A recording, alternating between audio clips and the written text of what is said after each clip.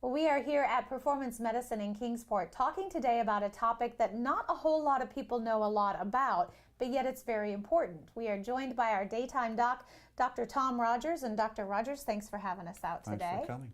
Well, talking a little bit about our adrenal glands, which when you told me today's topic, I kind of gave you a look, and you said you get that look from a lot of people. Yeah, when you asked me about that, you didn't even know what an adrenal gland was or how it functions. You've heard of them. Yes. Right? Mm-hmm.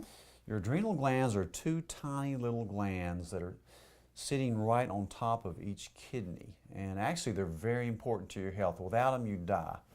And they do a lot of different things when it comes to regulating, right? Right.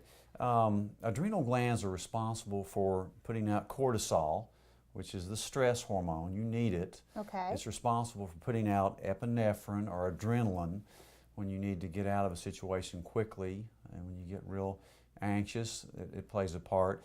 It also regulates your sodium and potassium balance through a hormone called aldosterone. So if you're retaining fluid or not drinking enough water, so on and so forth, those adrenal glands kick in and really save your life. So can they be dysfunctional? Definitely be dysfunctional.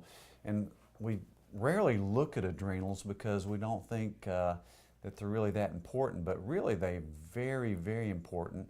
It's hard to look at them because you really can't do one blood test and say your adrenals are fine or they're not. What I usually do is a 4-point salivary test where I give you a little tube and you take it home and spit in this little tube 4 different times during the day, and then you send it off. They send the results to me, and I can kind of tell what kind of balance you have. Most people think of adrenals as either having one of 2 problems. One is Cushing's disease, where you have way too much adrenal activity, or the other one is Addison's disease, where you have a very low adrenal output. But really there's a whole new field emerging. Some people call it adrenal fatigue, which is really a bad term for that. I call it adrenal insufficiency.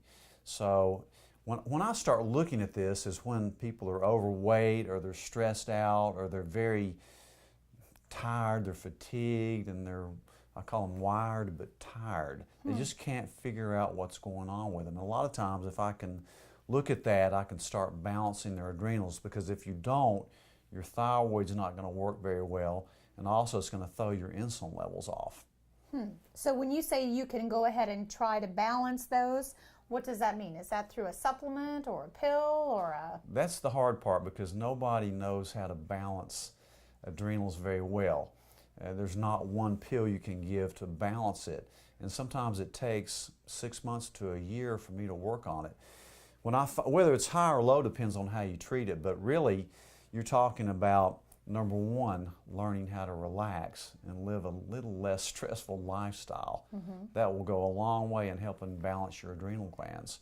Sometimes you do it through exercise, yoga, and a lot of times I will use supplements to balance an adrenal gland. They're called adrenal supplements, and they have herbs in them like rhodiola, ashwagandha, L-theanine, some things that you don't typically hear about in the medical community.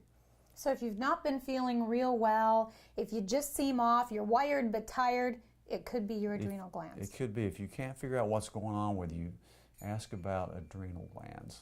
Very interesting topic today. Well, for more information, you can always check out their website, performancemedicine.net.